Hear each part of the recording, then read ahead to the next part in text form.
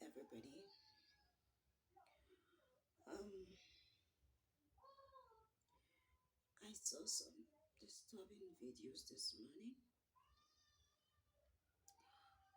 I cannot show it here because it was really disturbing.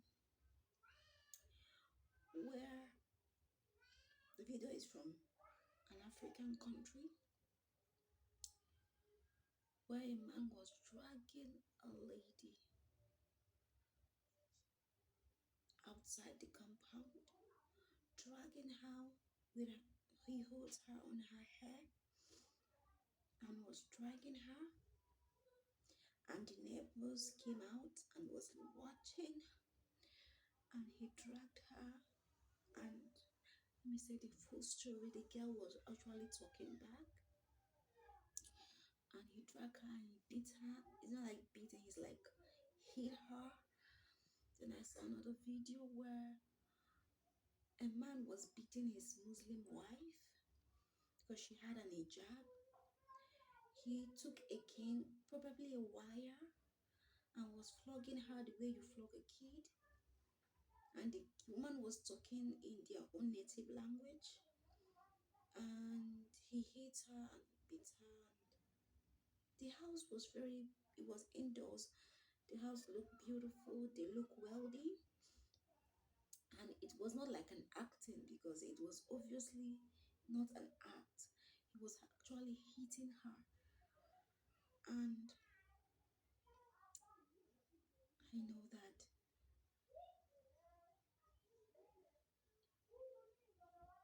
probably the woman did something wrong. Probably she did something that hurt the man. But I don't want to make the story one-sided and be like I'm supporting one particular gender. The truth is that abuse can come from any gender. It can come from the female gender. It can come from the male gender. But most times, abuse comes from the male gender. Why? I think because of two things. Number one, because of the too much authority the society gives the male gender. Secondly, because of the kind of strength the male gender have over the woman gender. Good. So he tends to beat her. Yes, I think this morning I waked up and I keep on reflecting on all the abusive relationship I have been in. I started with the obvious ones that I just try to just like think um that it is not abuse. Well, when it is an abuse, then to the ones that I didn't actually know until when it's over. And I found out that always in the beginning, well, I have never been beaten, but I think I felt the beginning part of the abuse where he tried to treat you like shit and try to know how you react to it. It's the testing stage where he treats you like animal, treat you like a rag, and try to know how you react to it, to know whether you're a suitable partner for him or her. So I think I didn't pass the abusive part. To some extent, in the testing part, I left because I kind of have a lot of pride. It's kind of my good part and my bad part. So when someone treat me like shit and my ego doesn't really like it, so I leave. So I think that these women, in the beginning, they have been tested to know whether they are suitable candidates to be abused. But women was like, I have to stand and endure. This is nothing. I overreact. Every relationship have issues, blah blah blah blah blah. And they stayed in that. They stayed in that the men now treat them as trash. Treat them like doormat. You're beautiful. There is nothing about you that looks like a doormat. Yes, your character is not perfect, but still respect is you deserve respect. And the truth I have found, I have gotten abuse from also female counterparts. I have gotten abuse from female friends too. But do you know one thing that I always do, that when I watched the video, I became proud of myself, because at the end, I could stay and give the person some time to change in the very beginning. But oh God, I leave. And when I leave that person, I don't go back to connect with that person. I go no contact. I know as a Christian, going no contact means like you're keeping malice. It is sinful, blah, blah, blah. No. Any little sign of toxicity in that relationship, you should leave and not look back, because that is the beginning. And when the person actually shows you what he hasn't planned for you, my dear, you will be blown out. So the beginning of that toxicity, my dear, you pack your load and cut work and leave that relationship. I don't care if the relationship is a relationship of like a father daughter relationship, or mother daughter relationship, or sister sister relationship, or husband and wife relationship. I want to tell you a testimony. One of the highest toxic relationship I've ever been to, that I told myself I will not leave because I love that person so much and I don't give up on my family relation. I was so entangled in that relationship that I wanted to commit suicide. I wanted to commit suicide because of the kind of toxicity I felt when I was in that relationship. But the love I have for the person was so much that I stayed, and it reached the extent I begged the person to leave. The person said he's not leaving and we are gonna do this together. I had to pray. That is a testimony, that is a miracle. Yes, I have not seen too much miracle in my life, but God gave me that miracle. And I prayed that day. I prayed prayers that is beyond Christian prayer. I prayed a kind of a bit toxic prayer. I prayed. I speak to nature. I speak to the universe. I speak to God. I spoke to Jesus. I spoke to my spirit. I spoke to everything that is for me. And I said things that I want to happen. And I spoke. And I spoke. I couldn't sleep throughout the night. When sleep came to come, I said, why will I sleep when my life is in hell? And I made declarations, and my day, it did not reach 24 hours. That toxic person left my life. Until today, it's almost a year now. I have not come together with the present person. Yes, the present person is trying to get together so that we be close, or be a bit kind of a bit close. But I went no contact. I went no contact. I had to change my number. I had to change my line, my phone number, because of the person. And my recent phone number, the person does not have it. And any person that know me that say, hey, your relation want to have that number, I said, no, I don't need a person to have my number. And I am living happy till today. I have not have a suicidal thought. Listen very careful. You are not trash. You are not trash. You don't deserve to be in a toxic relationship. You don't deserve that. You don't deserve that.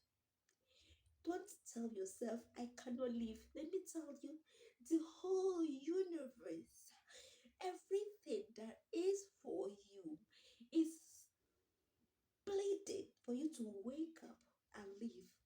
Even God Himself, God that instituted marriage, God that instituted relationship, is begging you to wake up and say, I have decided to leave this toxic relationship. I have decided to leave this life threatening, this health threatening relationship. Do you know there is something that happened in the Bible that was not counted as sin to the person? Abraham lied. He lied.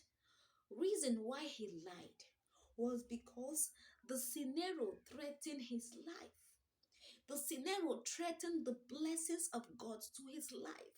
The scenario threatened his existence. The scenario threatened his generation.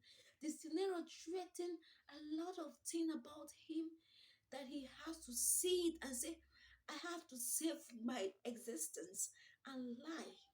And he lied. He lied and it was not counted to him as sin.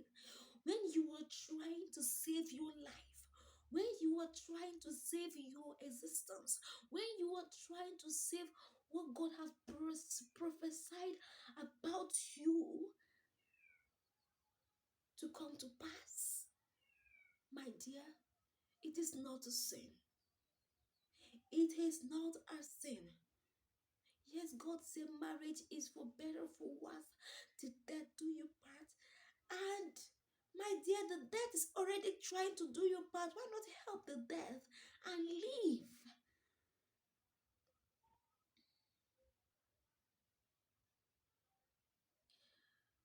Don't take it. Don't ever take domestic violence. Don't ever take any kind of abuse. Don't ever take it. In the beginning, kind of minor abuse. Right now, I'm in a relationship. One thing about me, I get into relationships so fast, and there is something that is happening, and I think it's kind of an abuse, but my brain is still telling me maybe it's not.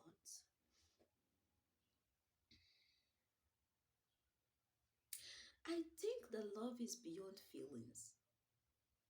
It's decision whether you feel the opposite because you have decided to love this person. You do right by them even when you feel the opposite. You discipline yourself the way you discipline yourself in temptation. You discipline yourself and act kind and act kind and act loving even when you feel like mess. You discipline yourself. You don't love does not change you. You bring your kind of personality into the relationship. You love the way you know how to.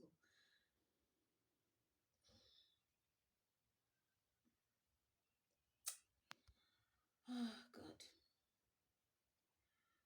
Wake up and stop backing up with all this.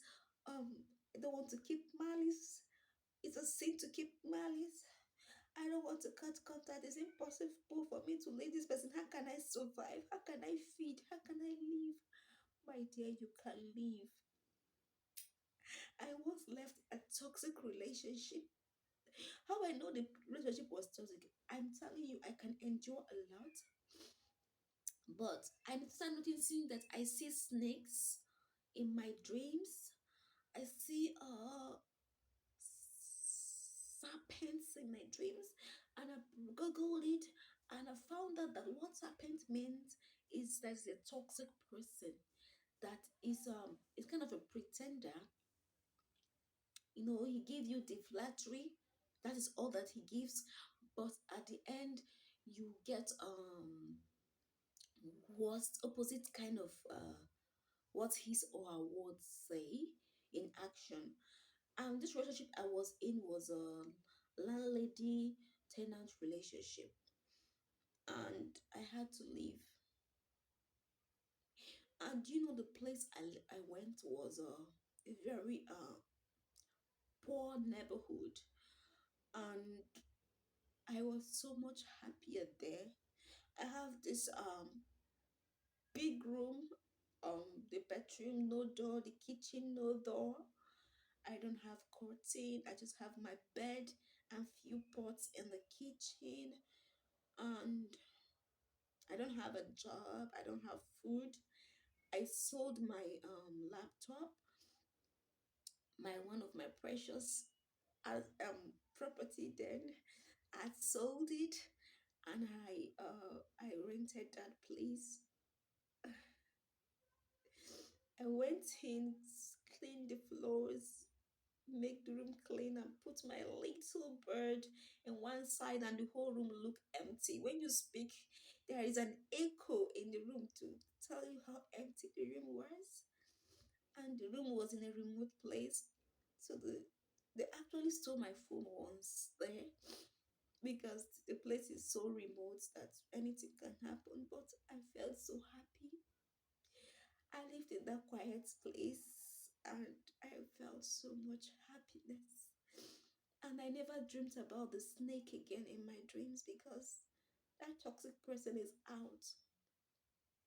My dear, I don't care whether you attract toxic persons over and over again. You leave them over and over again. I don't care, you attract them every second. When you attract them each second, you leave them that second. You leave them that second. You take care of you. You love you. You choose yourself first, no matter what. And don't stay when someone abuses you. I don't care whether the person apologizes and calls all of your friends to apologize. Leave that person. Leave him or her. Leave. It is not a must that you and the person will be close before heaven loves you. Leave the person. Leave the person. You choose you. Your life does not revolve around the person. You are not created the same day the person were created. You and the person are not twins. Even though you and the person are twins, you protect yourself. Tell yourself, I'm going to die of hunger. The person feeds me. Let me tell you something. Hunger does not kill. Hunger can never kill somebody. When you didn't eat for 3 days, you will not die. Don't worry about I eat comfortable and comfortable in that place. My dear, you will suffer, but you will not die. Leave that relationship. You will be hungry, you will suffer, or you will find happiness outside. Then stay and take shit. I hope this video was helpful. I hope it was.